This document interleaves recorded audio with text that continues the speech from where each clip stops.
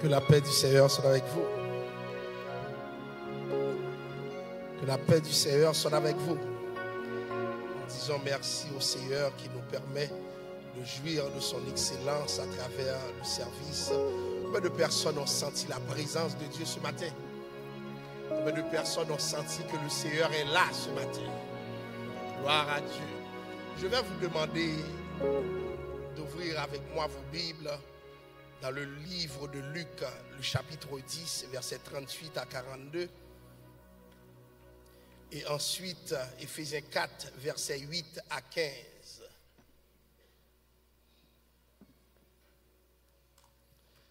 Luc, chapitre 10, versets 38 à 42. Je lis pour vous, c'est un texte que vous connaissez forcément. Comme Jésus était en chemin avec ses disciples, il entra dans un village et une femme nommée Marthe le reçut dans sa maison.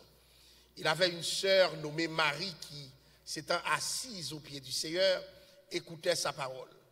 Marthe, occupée à divers soins domestiques, survint et dit: Seigneur, cela ne te fait-il rien que ma sœur me laisse seule pour servir? Dis-lui donc de m'aider. Le Seigneur lui répondit: Marthe, Marthe, tu t'inquiètes et tu t'agites pour beaucoup de choses. Une seule chose est nécessaire. Marie a choisi la bonne part qui ne lui sera point ôtée. Éphésiens 4, versets 8 à 15. C'est pourquoi il est dit, étant monté en haut, il a amené des captifs et il a fait des dons aux hommes. Or, que signifie il est monté, sinon qu'il est descendu dans les régions inférieures de la terre? Celui qui a descendu, c'est le même qui est monté au-dessus de tous les cieux afin de remplir toutes choses. Et il a donné les uns comme apôtres, les autres comme prophètes, les autres comme évangélistes, les autres comme pasteurs et docteurs, pour le perfectionnement des saints, en vue de l'œuvre du ministère et de l'édification du corps de Christ, jusqu'à ce que nous soyons tous parvenus à l'unité de la foi et de la connaissance du Fils de Dieu, à l'état d'homme fait, à la mesure de la stature parfaite de Christ, afin que nous soyons plus des enfants flottants et emportés à tout vent de doctrine par la tromperie des hommes, par leur ruse, dans les moyens de séduction, mais que, professant la vérité dans la charité, nous croissions à tous égards en celui qui est le chef, Christ. Chers bien-aimés, que la paix du Seigneur vous soit donnée ce matin. Nous allons parler, comme je l'ai annoncé le dimanche écoulé, de la femme pasteur. Et plus précisément, nous allons essayer d'effleurer cette question: une femme peut-elle être pasteur?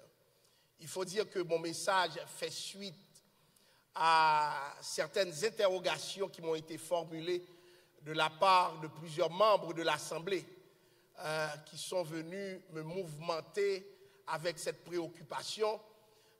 Je me suis dit, quelle est la meilleure façon d'aborder cette problématique sans m'inscrire pour autant dans la polémique? Je me dis, il vaut mieux que j'aborde certains textes avec vous et que nous puissions voir ensemble leur fondement, leur pertinence, et à partir de ces textes, que nous puissions mieux nous positionner. Alors, j'aimerais que vous fassiez un constat avec moi ce matin, un constat qui émerge du milieu religieux comme une théologie, je dirais, obsédée. À plusieurs reprises, et c'est très présent chez mes collègues, lorsqu'il faut montrer qu'on est sanctifié, on s'attaque aux femmes. Et c'est très présent. Vous allez voir que l'évangile des ongles, des maquillages, des cheveux, de la permanente, du pantalon, même du voile, c'est toujours des théologies qui concernent des femmes. Plusieurs de nos leaders sont spécialisés dans le traitement, je dirais, vulgaire de ces textes. Vulgaire parce que le moindrement qu'il y a une petite éducation, le moindrement, et je me demande, est-ce que notre communauté peut avoir des gens sérieux qui nous écoutent? J'en arrive là, et j'en arrive avec peine, parce que nous ne pouvons pas construire notre théologie sur un genre. Et à chaque fois qu'on évoque, c'est comme, je me rappelle de cette théologie qui a pris vogue, j'étais plus jeune, la théologie de Jézabel, mais je me suis dit, ce n'est ni plus ni moins qu'une insulte à la femme noire, ce n'est pas que ce que le texte dit. Et vous connaissez cette théologie qui a fait école, et ce qui est plus intéressant, c'est son acceptabilité sociale dans la sphère même de l'Église, puisque les premières à applaudir sont les femmes. Et je me pose des questions depuis longtemps. Les premières à les applaudir, ce sont les femmes. Et c'est quoi le fondement de ces orientations? C'est comme si nous avons toujours tendance à prendre les textes, à les dépouiller de leur contexte et à nous en servir comme si c'est Dieu qui parlait. Dieu m'a dit. Et ce Dieu m'a dit procède de ce que j'appelle une lecture littérale de la Bible. Et je le regrette, la Bible ne peut pas être lue littéralement. Si c'était le cas, je n'aurais pas besoin de l'école. Ah non, j'ai dû me prendre à quelqu'un qui, je me suis retrouvé en train de faire ma barbe quelque part, puisque les cheveux ont cédé. Alléluia. Vous priez pour que le Seigneur les fasse revenir. Ça, tu priais, ça va monter. Alléluia. Qu'est-ce qui est arrivé? Le gars se mettait à parler, à discuter de la Bible, mais sans aucune connaissance de la Bible. Pourquoi? Parce que c'est rendu à un temps où tout le monde s'autoproclame, tout le monde s'impose, et le pire, ce qui me tue, c'est avec les réseaux sociaux, n'importe qui s'improvise et déclare quelque chose qui fait des sensations, ce quelque chose va être la référence du temps. Et l'Église s'en sert. Et dès le premier jour de l'Église, c'était toujours ainsi. Je me rappelle de cette histoire, comment dirais-je, les gens venaient prendre la Sainte Seine toujours en blanc. Quelqu'un est venu une fois dans une église, c'est ça l'historique, et a dit, Dieu m'a dit que, voilà ce que j'ai vu dans un rêve. Depuis ce jour, tu ne viens pas en blanc, on te met dehors. Voilà comment l'église haïtienne est fragile, parce que ce n'est pas une église fondée sur la parole. Et voilà pourquoi nos églises contiennent en majorité des gens comme nous. Parce que l'effort de relation avec le texte, nous ne l'avons pas. De sorte que plusieurs d'entre nous, nous venons à l'église, mais nous ne connaissons pas Dieu. Oui, nous connaissons le pasteur, nous connaissons le témoignage du prédicateur, mais le Dieu de la Bible, nous ne le connaissons pas. Et l'une des façons d'éviter le Dieu de la Bible, c'est de nous baser sur notre charisme. Depuis que la personne sait parler, sait capter l'attention, il peut fermer sa Bible et ne rien dire, mais tout le monde est béni.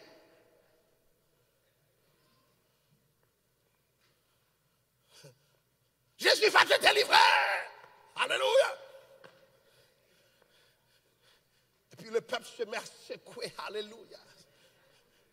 Mais le contenu n'est pas là. Oui, il va me délivrer, mais c'est une prédication. Prends la parole, ouvre la parole, ne sois pas paresseux, médite la parole pour parler au peuple de Dieu.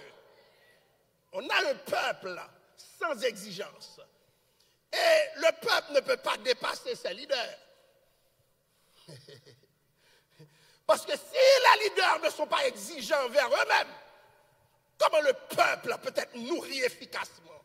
Et c'est pour cela que Dieu fera un procès.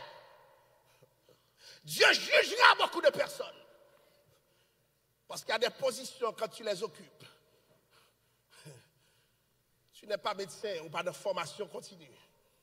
Tu te formes. Mais pourquoi quand tu es pasteur, tu ne prends même pas la peine de méditer? Nous sommes à l'ère où les commentaires bibliques sont là. Oui, je prie le Seigneur, mais j'ai une responsabilité de lire aussi. Vous êtes là? J'ai une responsabilité de trouver des choses. Mais sinon, je viens devant vous, je dis l'Esprit de Dieu me saisit et puis c'est fini. Non, l'Esprit de Dieu te saisit aussi à travers ce que tu apprends à connaître. C'est très important ce que nous disons ce matin. Nous avons une communauté qui écoute n'importe quoi, n'importe qui, pourvu que ça le va du moment. Et quand tu leur demandes, mais qu'est-ce qui a été dit de sérieux? Et c'est là qu'il te dit, il y a un problème. Il faut que nous adressions le problème. Et je demande à Dieu cette grâce. Je le demande à Dieu. Le jour où tu me trouves paresseux, je ne veux pas méditer la parole. Eh bien, mon temps est fini. Il faut passer du temps dans la parole de Dieu. Bien-aimés, le texte que nous venons de lire sort de la théologie de Luc. Vous savez que Luc était un grec. Donc Luc a un autre rapport avec la réalité. Oui, les gens sont sous l'inspiration de Dieu. Mais l'inspiration se traduit aussi à travers leur compréhension, leur vision. Deux personnes vont voir une chose. Mais attention, dépendamment de leur priorité, ils vont le raconter différemment, si bien qu'on peut se demander est-ce qu'ils ont vu la même chose. Est-ce que vous êtes là? D'ailleurs, vous avez 4 récits de la résurrection. 4 façons d'amener le récit de la résurrection. Et ces 4 façons se veulent polémiques. Il y a des gens qui disent c'est parce qu'ils mentent. Mais ils auraient à collaborer pour mentir. Voyez-vous? 4 façons. Et nous allons voir aujourd'hui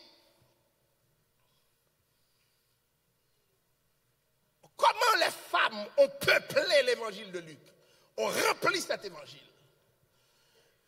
Et pendant que je le dis ce matin, je ne suis pas dans un mouvement féministe, mais attention, je ne diabolise pas le féminisme. Parce que je dois reconnaître, beaucoup de femmes qui peuvent aller à l'école aujourd'hui, s'il n'y avait pas le courant féministe, ils auraient à la caillou. Vous êtes là? Ah oui. Je dois le reconnaître. Ce mouvement a ses excès. Mais s'il n'y avait pas ce type de mouvement, beaucoup de femmes qui savent lire aujourd'hui et lire très bien ne le pourraient pas. Est-ce que l'Église me suit ce matin?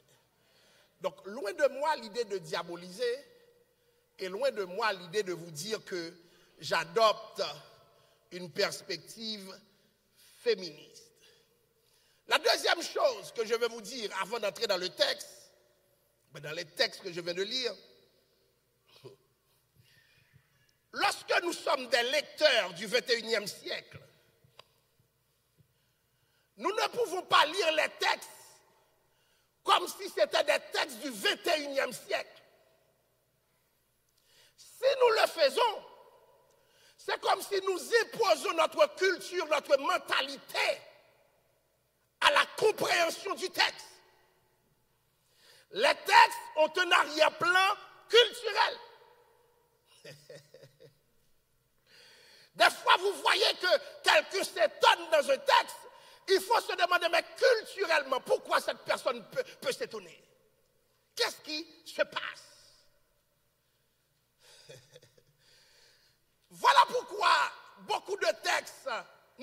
lisons mal. J'ai déjà vu avec vous le texte que nous autres haïtiens nous disons toujours, je vais faire violence pour entrer dans le royaume des cieux. Moi-même, je l'ai prêché. Lorsque je vous ai montré que ce ne sont pas, quand on dit que ce sont les violents qui s'en emparent, le texte ne dit pas, le texte ne veut pas dire les violents se sont emparés du royaume des cieux, mais qui peut s'emparer du royaume des cieux? Qui peut? Mais c'est une traduction. Le texte original fait comprendre que des brigands prennent en otage le royaume des cieux. Mais ils ne peuvent pas s'en emparer. Mais maintenant, si vous lisez le texte littéralement, surtout la version Louis II qui a plein de problèmes. J'ai vu une théologienne dire une fois quelque chose qui m'a frappé. La fille a dit, mais comment on peut être chrétien et puis lire Louis II? Lorsque j'ai eu mes premiers cours de grec, je me suis dit, quête, il y a une part de vérité. Parce que plusieurs de nos textes, nous ne les comprenons pas bien. Mais aujourd'hui, je vous le dis, il y a des commentaires. Prenez des bibles d'études. Regardez les commentaires avant d'être pressé de dire certaines choses. Maintenant, on a ce texte que je viens de lire.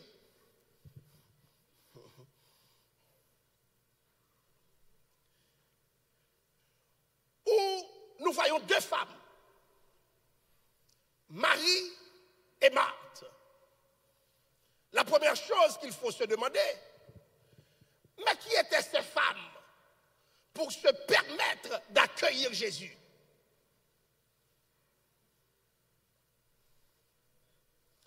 Dans une société hiérarchisée comme la société juive de l'époque, dans une société hyper régulée, nous pouvons rapidement nous poser la question de savoir, mais qui était le chef de ces femmes?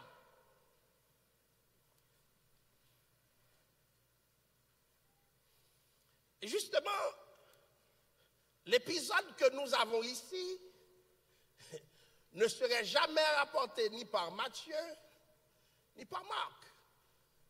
J'en fais économie.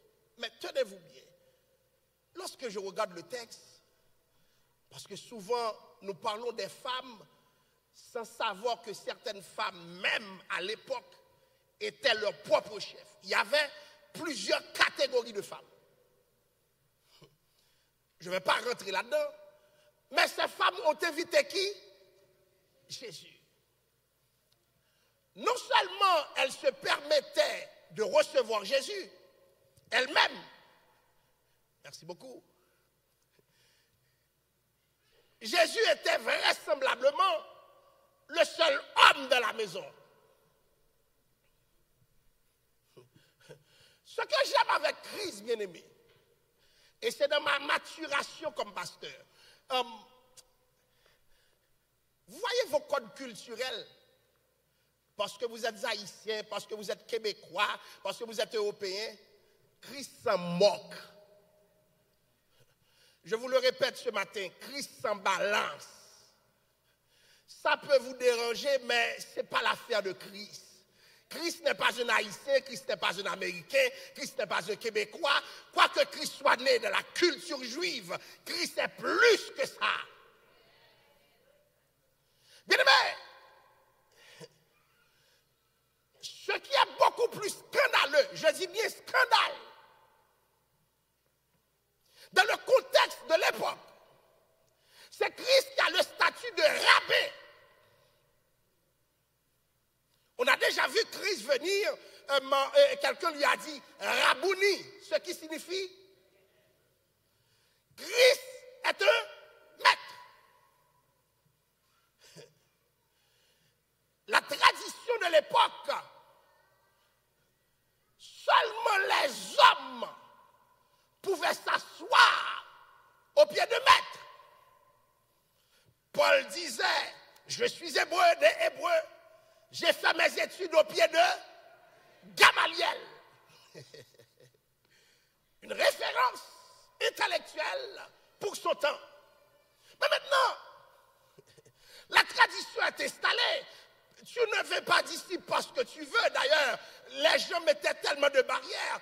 Une femme ne pouvait pas prétendre venir s'asseoir aux pieds de maître. C'était impossible, inconcevable culturellement, de sorte que le mot qui est utilisé pour le texte, lorsque Marie a dit « n'es-tu pas dérangé », c'est comme si, Marthe a dit « n'es-tu pas dérangé », c'était comme si c'était un trouble public. Qu'est-ce que tu fais au pied de Jésus? Mais t'es une femme. Parce qu'il était de tradition, la femme vaquait à d'autres occupations. Quand même, ces femmes étaient des femmes libres, mais attention, les codes culturels étaient là. Le problème aujourd'hui, c'est que nous avons tendance à haïtianiser Christ. Interpréter la Bible même à travers nos codes culturels. Je vais vous dire, la Bible est née, est là avant Haïti.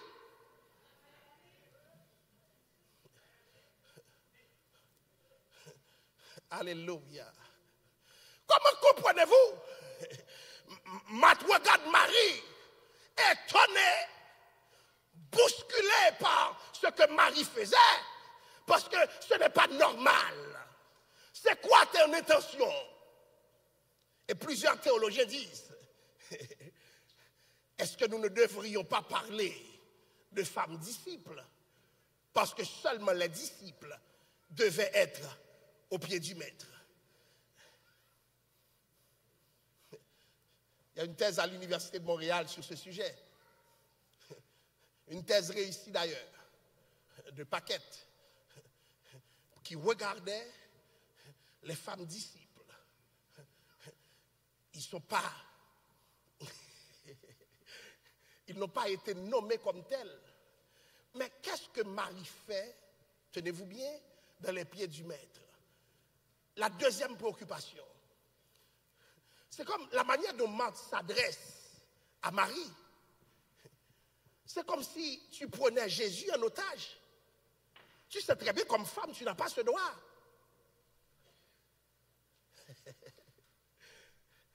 Et c'est Jésus de répondre.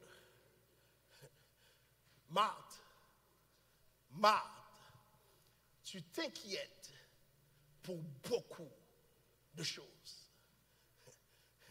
Parce que seul Jésus peut défendre Marie.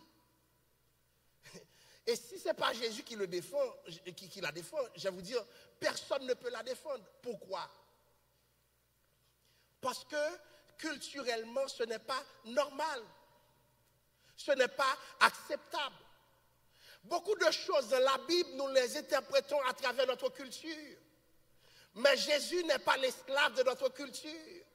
Et Jésus est souvent à contre-courant de la culture. Parce que c'est Jésus qui s'impose à la culture et non l'inverse. Est-ce que vous êtes là, hein? Et non l'inverse.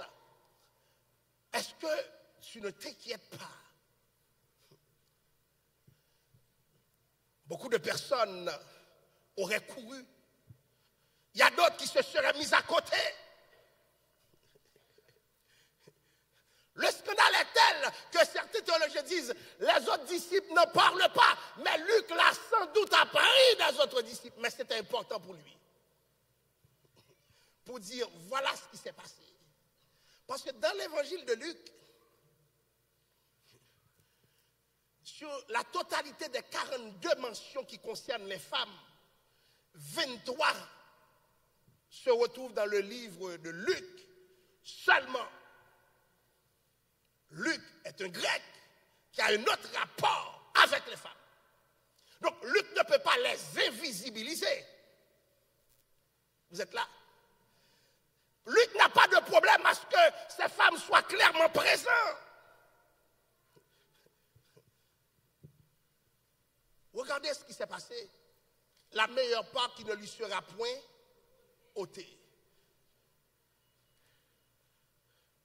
Mais pourquoi personne ne peut lui ôter ce privilège? Pourquoi?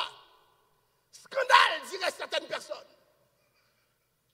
que Jésus accepte ce qui se passe, ce n'est plus un scandale, c'est une grâce, devons-nous dire. Elle ne lui sera point ôtée. Et aujourd'hui, est-ce que c'est possible d'enlever les femmes dans le discipulat, sachant que Jésus a ouvert la voie? Maintenant, je ne suis pas encore dans le développement de mon message. Plusieurs diraient, mais à quelle fin on enseigne? À l'époque, être au pied de quelqu'un, on ne t'enseigne pas seulement pour t'enseigner. On t'enseigne pour que tu deviennes quelqu'un qui enseigne. Or, nous allons le voir dans la trajectoire de Paul, dans Actes 18, versets 24 et 26. Qui a enseigné Paul d'après vous?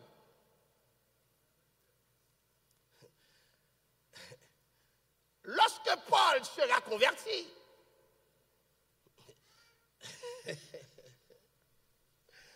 qui va enseigner Paul? Aquilas et... Nous avons une Bible, non? Aquilas et Priscille. Oh, le grand Paul de cette époque, tu t'assois au pied d'une femme pour être enseigné? Eh bien, dis non si tu ne veux pas. Dis non si tu ne veux pas. Chers amis, Dieu n'est pas esclave de notre théologie, de notre compréhension. Dieu fait ce qu'il veut. Mais Paul dira, je veux que les femmes se taisent à l'église. Comment le même Paul qui a reçu l'enseignement de Priscille se permettre de dire que les femmes se taisent à l'église? Une théologie qui a été appliquée systématiquement dans certaines églises qui disent que les femmes ne doivent pas parler. Hier, on me racontait un pasteur qui a dit à son assemblée, si une femme trouve un délinquant et lui prêche l'évangile, cette femme a péché et n'ira pas au ciel. Parce que la femme doit se taire. Vous voyez la lecture littérale de la parole et ses conséquences? Parce qu'on est dans ce carrefour où tout le monde veut faire son boss. Plus tu es radical, plus on va parler de toi, on va te partager. Et puis la parole de Dieu est bousculée. Mais pourquoi Paul disait que la femme devrait se taire? Est-ce que Paul est un misogyne? Est-ce que Paul a un problème avec les femmes? Et Paul n'était-il pas enseigné par une femme? Je ne permets pas à la femme d'enseigner, disait-il. Mais et toi, Paul? Bien-aimé, il faut remonter dans le contexte culturel et social de l'époque. D'après vous, à l'époque où ces rédacteurs étaient là, combien de femmes allaient à l'école?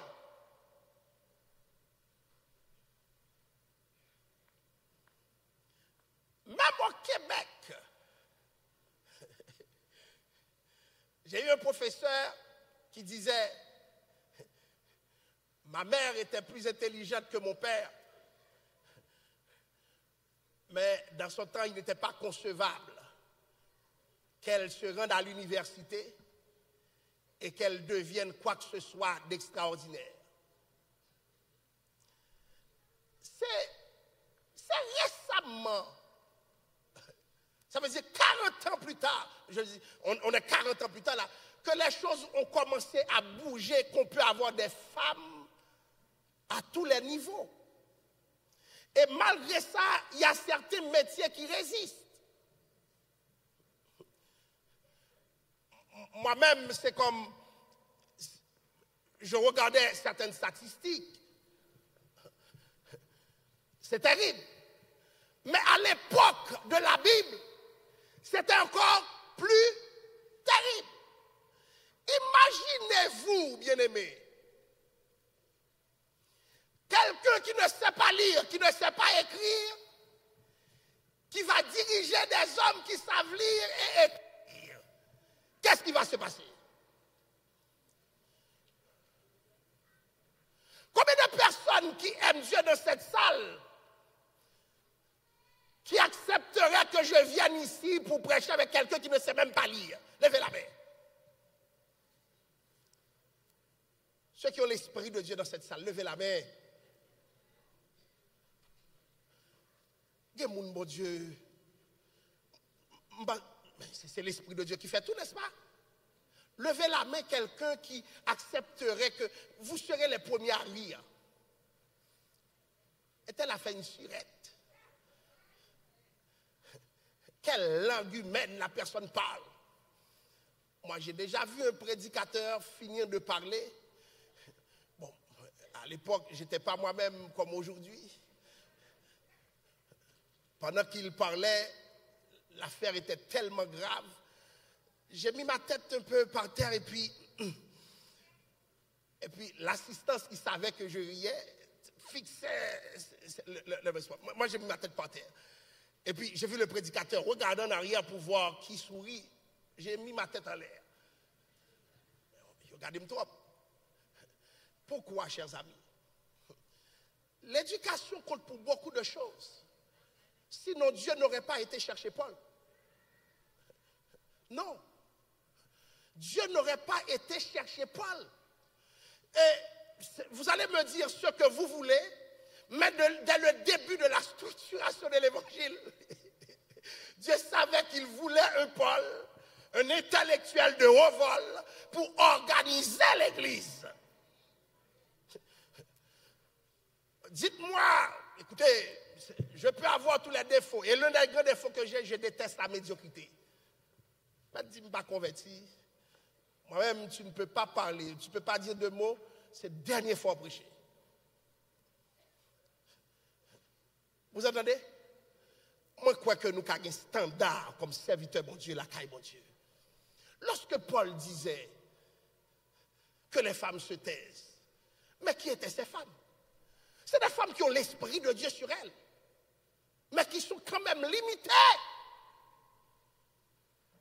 Maintenant, cette limitation affectait l'Église du 1er siècle, de sorte que Dieu demande, Paul a dû mettre un frein, et particulièrement à l'Église de Corinthe, où des gens qui avaient des dons les manifestaient, mais de les limitations. Écoutez, chers amis, Dieu peut te faire grâce, mais tu dois reconnaître tes limites. Est-ce que vous comprenez ce que je vous dis ce matin? Donc, toute cette théologie sur la femme, ce n'était pas dans une perspective misogyne.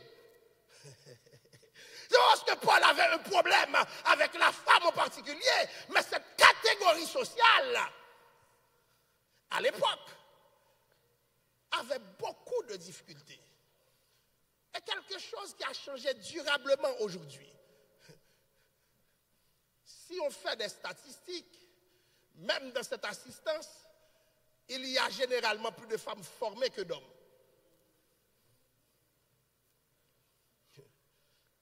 Est-ce que je mens ce matin? Quelque chose a changé dans nos sociétés. Maintenant, si je lui demande de se taire, il faudra que j'explique les raisons pour lesquelles elle doit se taire. Parce que maintenant, non seulement elle a quelque chose à dire, elle sait comment dire, comment parler, parce que les parcours que l'homme a fait, elle les a aussi faits. Alors, on parle aussi de la question du voile. Et je dis souvent aux églises, nous mettons des mantilles et non des voiles. Et le texte grec original, c'est ce qui est pire. Dans le texte original, Le mot voile existait déjà en grec. Le texte original ne parlait même pas de voile, mais c'est des bandeaux. C'est à ce qu'il paraît à l'époque, lorsque la femme avait ses cheveux largués. Le code culturel de l'époque, c'était une prostituée. Aujourd'hui, est-ce que c'est ça? Non. Donc, il fallait que la femme ramasse ses cheveux avec ce bandeau. Parce que le mot qu'on utilise pour voile n'était même pas présent dans le texte. Mais l'église haïtienne, je peux parler de ça 10 000 fois. Il faut vu qu'un autre prédicateur, sous l'esprit, disait « Ouais, ton voile! Hey! » Et il y a écouté. On est déstructuré. Écoutez, je dois faire vite à cause de l'heure. Je n'aurai pas le temps de voir tout ce que les femmes ont fait. Mais maintenant, est-ce qu'une femme peut devenir pasteur? Dans la Bible, nous voyons plusieurs femmes dans un office prophétique. Déjà dans l'Ancien Testament qui est plus rigoureux. L'une des premières, c'était Myriam, sœur de Moïse.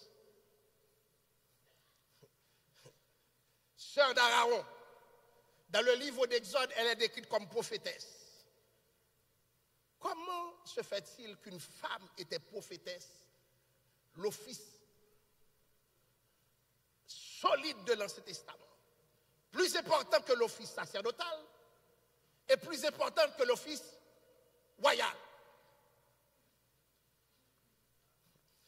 On avait Déborah. C'est bien que Déborah s'est demandé, monsieur, Déborah a demandé aux hommes, c'est une honte pour vous, oui? Le code culturel de l'époque. Mais pourquoi Dieu a permis à Déborah d'être prophétesse?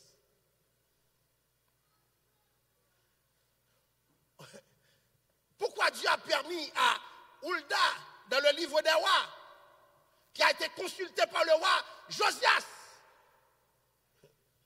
Pourquoi Anne, dans le Nouveau Testament, qui va apparaître dans l'évangile de Luc comme prophétesse? La question qu'il faut se poser ce matin, est la vraie question, parce que manifestement, je n'aurai pas le temps d'entrer dans le vif du sujet. Écoutez, si je pose la question, est-ce qu'une femme peut être pasteur? Déjà, c'est insultant la question. Parce que je devrais poser la question, est-ce qu'un homme peut être pasteur aussi? Or, cette question ne se pose pas. Tenez-vous bien. Tenez-vous bien. Comment est-ce qu'on devient pasteur? Est-ce qu'on devient pasteur à cause d'une école de théologie? À cause d'une formation? Est-ce qu'on devient pasteur parce qu'on aime ça? Je vais plus loin. Est-ce qu'on devient pasteur dans les principes de Dieu parce qu'on a été ordonné pasteur? Je me reprends encore. J'aimerais que vous entendiez ce que je vous dis là. Est-ce que je suis pasteur parce que j'ai été ordonné pasteur?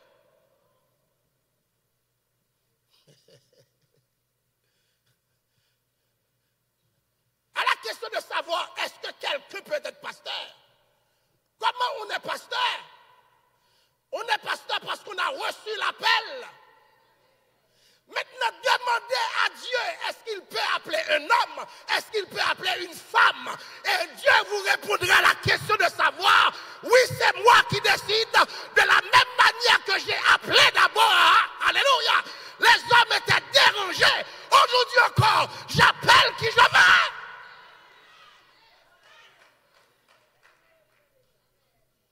Est-ce qu'une femme peut être pasteur? Ce n'est pas ça la question.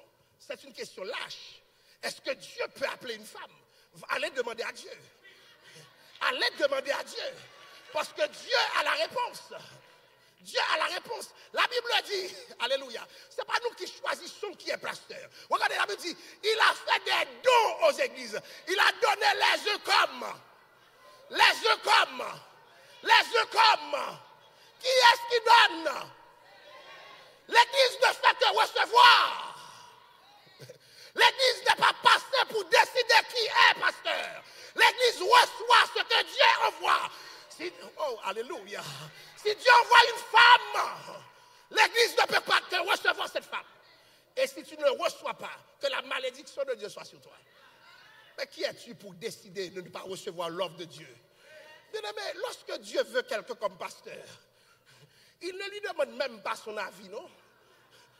Si Dieu me demandait mon avis, ce n'est pas un pasteur que je serais, mon cher. Et même la femme qui ne croit pas. Regardez, Déborah était mal à l'aise avec l'office prophétique. Mais Dieu ne demande pas à Déborah, est-ce que tu veux, Déborah? Sois gentille, Déborah. Non. J'ai décidé et tu rentres dans mon office parce que c'est moi qui suis Dieu. Donc la question, elle est lâche. Si nous voulons débattre du sérieux de cette préoccupation, nous devons nous poser la question de savoir, est-ce que Dieu n'a pas le droit d'appeler qui il veut, quand il veut, comme il veut, indépendamment de son sexe, de son genre? Et la Bible commence à montrer cette orientation lorsque la Bible disait très clairement dans Joël 2, verset 28, alléluia, vos fils et vos... L'office prophétique est passé chez eux. Alléluia. Maintenant, de quel droit je dispose? Je vois que la personne a un appel et je veux la bloquer. Pourquoi? Parce que tu es une femme. Il y a des hommes qui disent, est-ce qu'il n'y a pas mon pasteur? Je vais vous dire quelque chose. Je suis pasteur d'église. Est-ce qu'on connaît Joyce Meyer? Alors, moi, j'ai plus d'impact que Joyce Meyer. Je fais plus qu'elle. J'ai travaillé sur des âmes plus qu'elle. Donc, je suis celui qui doit dire, Joyce Meyer, je ne te reconnais pas. Quelle insulte. Mais je me prends pour quoi? Je me prends pour quoi? Parce que ce qu'on a oublié, chers amis, déjà la première communauté des disciples, ce que Jésus a toujours refusé, c'est cette hiérarchie persistante qui sort de la société et qui rentre dans l'église. Parce que dans l'église, nous sommes tous des serviteurs. Lorsque la disciple, qui est le plus grand parmi nous? Alléluia. Le seul grand, le seul chef, c'est celui qui appelle tout le monde. C'est Christ ce matin. C'est Christ. Et c'est pour cela que je vous dis, dès le début, je suis mal à l'aise pour être sur une chair et puis tout le monde à côté. Non, non, non, non, non. Non, non, non, non, non, non, non. Jésus n'est pas venu fonder une communauté qui valorise un genre au détriment de notre genre. Et Paul le dira si bien plus tard. Il n'y a plus ni juif, ni grec, ni libre, ni esclave, ni homme. La première réalité, parce que dans le livre de la Genèse,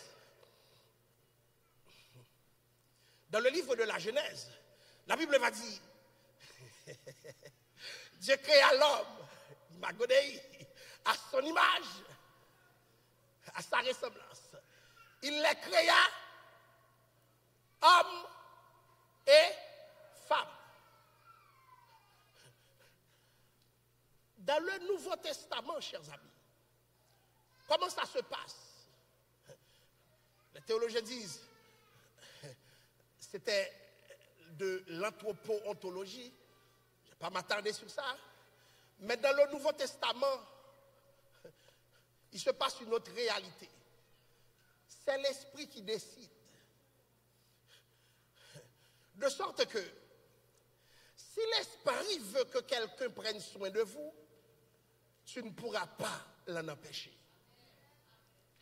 Est-ce que vous êtes là, hein? C'est le règne de l'esprit.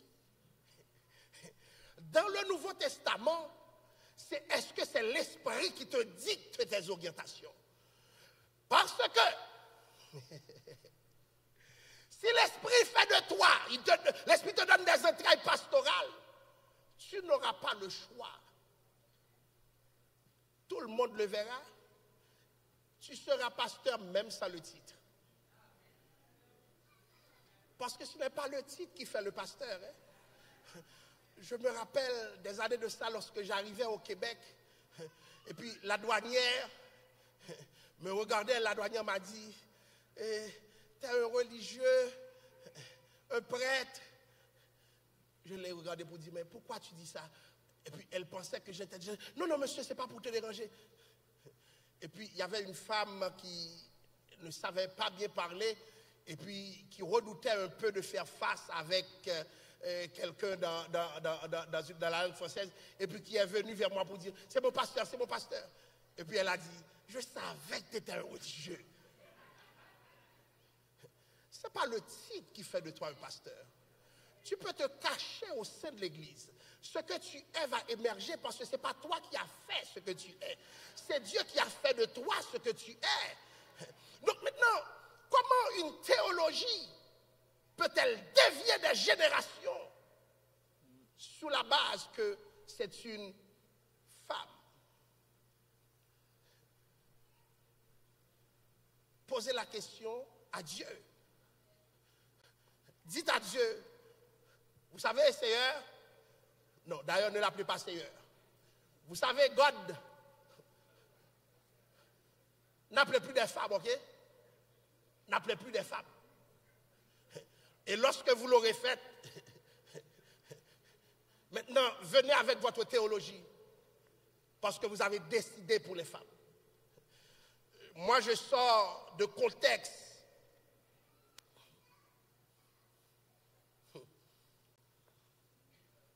où ce que je vous enseigne n'a pas été enseigné. Moi, je suis habitué avec un univers d'hommes. Mais je le regrette, la parole demeure la parole. Dieu ne veut pas que nous soyons dans nos zones de confort. Alléluia. Parce que lorsque nous avons fini de prier, d'adorer Dieu, Dieu regarde une génération, Dieu se dit, mais qu'est-ce que je vais donner à cette génération? Et n'oubliez pas, moi-même je fuyais l'appel. Je détestais l'appel. Et plusieurs hommes, même dans cette église, détestent leur appel. Bon, si Dieu trouve des femmes pour agir, pour mon Dieu,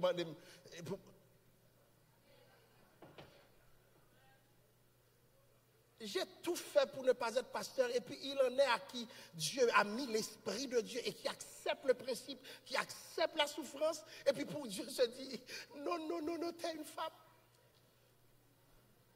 Les hommes qui fuient leur appel, levez la main.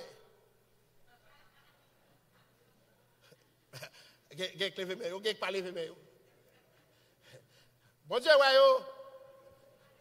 Dieu vous voit dans la salle. Chers amis, savoir que tu as toute une vie qui va être modelée par un appel, ce n'est pas facile, non? Ah oui.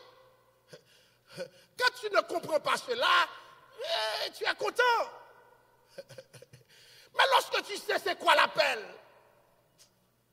tu réfléchis. Bon, il en est qui, malgré tout, veulent ce que Dieu a fait d'eux. Et puis moi, j'ai une théologie qui dit, non, tu ne peux pas être ci, tu ne peux pas être ça. Déjà, bien-aimé, c'est quoi un pasteur? Il faut se poser la question. Premièrement, dans ce sens, dans le contexte biblique, lorsqu'il a dit des dons aux églises, on parle des pasteurs. Mais c'est quoi un pasteur?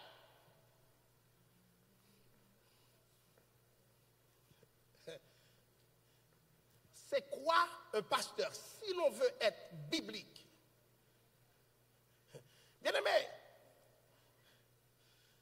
là je suis en train de faire quoi? De prêcher. Vous pensez que c'est un rôle pastoral?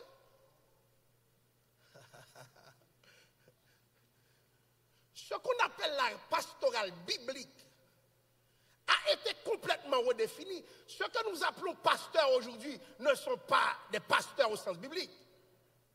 Ah non! Ah non! Aujourd'hui, celui qui se dit pasteur ne peut pas se permettre d'être seulement pasteur. Non. Lorsque nous prenons la parole devant le peuple, c'est l'office prophétique que nous occupons, ce n'est pas la pastorale. Vous êtes là? Lorsque j'enseigne au peuple, c'est l'office doctoral que j'occupe, ce n'est pas la pastorale. Vous êtes là? Lorsque nous implantons d'autres églises, c'est l'office apostolique que nous occupons, pas la pastorale. Donc le pastorat au XXIe siècle a été complètement redéfini. De sorte que, bien-aimé, si jamais ton ministère, tu ne peux pas réunir les autres aspects aussi, il va y avoir des problèmes. Tu ne peux pas juste être pasteur aujourd'hui. Que pensez-vous de pasteur qui ne peut pas prêcher? Ça t'a dit. Dites-moi ce matin, qu'est-ce que vous diriez? Et pourtant, chers amis, être pasteur n'a rien à voir au sens biblique strict avec la capacité de prêcher. Jamais. Donc maintenant, nous acceptons cette évolution et puis nous bloquons d'autres. Elle a des têtes, messieurs. Ce que nous appelons pasteur aujourd'hui ne correspond pas au référentiel biblique strict. Aujourd'hui. Et c'est pour cela que pastorat a fort fait dépression. Oui, tu as dans tout. Tu as dans tout. Il faut que tu sois capable de donner un conseil. N'est-ce pas? Il faut que tu sois capable de prier pour la personne. Là, tu es dans la pastorale, tu intercèdes pour la personne. Mais il y a des gens, leur pastorale se définit autrement. Et les églises de blanc, et les églises multiculturelles, qu'est-ce qu'ils font?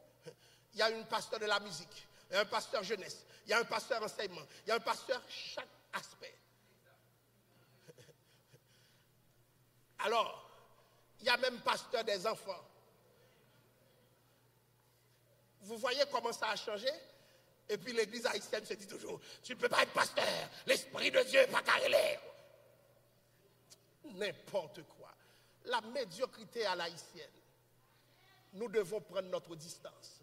Et je vous le dis, oubliez tout ce que je vous ai dit ce matin. Malheureusement, je n'ai pas le temps d'entrer dans le vif du sujet pour regarder les femmes dans l'évangile de Luc. Ou des fois même, Dieu s'arrange pour montrer ce qu'une femme fait. Alors qu'un homme fait la mauvaise chose.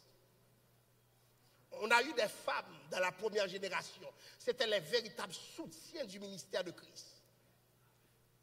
On se souvient de Lydie. On a eu Jésus qui parlait à cette femme qui est venue l'honorer.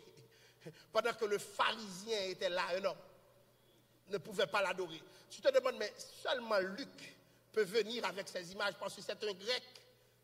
Il ne voit pas les choses comme les juifs. Et quand même, il est inspiré par Dieu. Vous êtes là, hein? Alors ce matin, j'aimerais vous dire, à tous ceux et à toutes celles qui sont là, c'est Dieu qui appelle. Dieu appelle qui il veut. Et je veux dire aux femmes qui sont dans l'assistance, si tu es conscient de l'appel de Dieu en toi, personne ne devrait pouvoir t'arrêter. Pas même le discours d'un homme, peu importe le niveau de l'homme, la capacité de l'homme, le réseau de l'homme, ce que Dieu appelle, il les place, il les positionne. Et si un ministère ne peut pas accueillir ce que Dieu a fait de toi, un autre ministère l'accueillera. Parce que Dieu n'échoue jamais avec son appelé. Je vous le dis, Dieu n'échoue jamais avec son appelé. Et à tous ceux qui ont l'Esprit de Dieu qui réside sur elle, laissez l'Esprit de Dieu se manifester. Alléluia. Et ceci sans limite. Laissez l'Esprit de Dieu s'épanouir en vous. L'Esprit de Dieu que vous révolutionnez, vous transformez. Si vous avez quelque chose en vous, alléluia, avec laquelle Dieu peut se servir, laissez Dieu faire. Laissez les théologies pour l'homme, mais laissez la grâce de Dieu construire les choses dans votre vie. Dieu n'a pas fait d'erreur. Et Dieu n'est l'esclave de personne. Ce que Dieu veut faire de son église, il le fait comme il veut. Et malheur, je l'ai dit, malheur à un homme qui s'oppose à la volonté de Dieu. Malheur à une femme qui s'opposera. Ce que Dieu veut faire. Alléluia. Parce que lorsqu'il a dit, je bâtirai mon église, c'est lui qui choisit ses ouvriers. Ce n'est pas moi qui décide, mais le ciel décide, chers amis. Laissez le Seigneur faire ce matin. Laissez le Seigneur faire ce matin. Laissez le Seigneur grandir avec vous ce matin. Et l'église. Alléluia. Alléluia. Glory to God. Priez mon Dieu pour que culture nous suspende pour un peuple ça en otage. On a un peuple en agonie dans l'ignorance. Demandons à Dieu la grâce d'être épanoui. Dieu veut faire un réveil. À chaque fois que je suis à Montréal, le Seigneur me parle de grands réveils à venir. Et qui sait ce que le réveil transformera dans cette ville? Qui sait si ce n'est pas des filles, mon Dieu, à te mettre? Je vais vous dire ce que je sais. Ce que Dieu fait est toujours bon pour moi, peu importe. Peu importe. Et pourtant, je sors d'une culture où un homme ne veut pas concevoir ces choses. Mais je vous le répète, Dieu n'est pas haïtien et Dieu ne s'est jamais naturalisé et Dieu ne se naturalisera jamais. Laissez Dieu là où il est et faire son travail dans son église. Seigneur, que tu bénisses ce matin ton peuple, que tu grandisses avec ton peuple, que tu fasses croître ton peuple, ô Père. Et si ton esprit repose sur des hommes, que ces hommes s'amènent à toi. Si ton esprit repose sur des femmes, que ces femmes s'amènent à toi, Père Saint. Et qui sait, Seigneur, si tu prévois me remplacer avec une femme, que l'église soit prête. Parce que c'est toi qui décides. Je n'ai aucun droit, aucun pouvoir sur l'église que tu as fondée. Parce que je ne suis pas mort pour ton église, Père Saint. Et si je ne suis pas prêt pour quelque chose, ce matin même, je te demande de me transformer. Que je ne sois pas là dans un discours, Père Saint, théologique, intellectuel, mais que je vis mon message au Père. Parce que je ne peux pas t'empêcher d'agir de cette génération, Père Saint. Je ne peux pas t'empêcher. Seigneur, agis ce matin. Agis ce matin. Et que ton peuple soit prêt. Amen, amen. Moi, je sens une génération qui a monté ici. Moi, je sens une génération qui a monté l'église là. Que ton peuple soit prêt à accueillir ce que tu as fait. Que ton peuple soit prêt à accueillir, Père Saint. Car la grande commission, c'est faite de toutes les nations des disciples. Hommes, femmes, qui qu'elles soient, Père Saint. Que tes disciples soient là parmi eux. Parce que tu l'as ainsi décidé. Et merci, Papa, pour toutes ces femmes qui savent lire. Pour toutes ces femmes qui savent écrire, pour toutes ces femmes qui ont l'art oratoire, que tu peux permettre de parler en public, Père Saint. Alléluia. Encourage-les. Et dis-leur qu'une autre saison s'amène dans la ville. Parce que c'est toi qui décides. Au nom de Jésus. Amen. Que le Seigneur vous bénisse.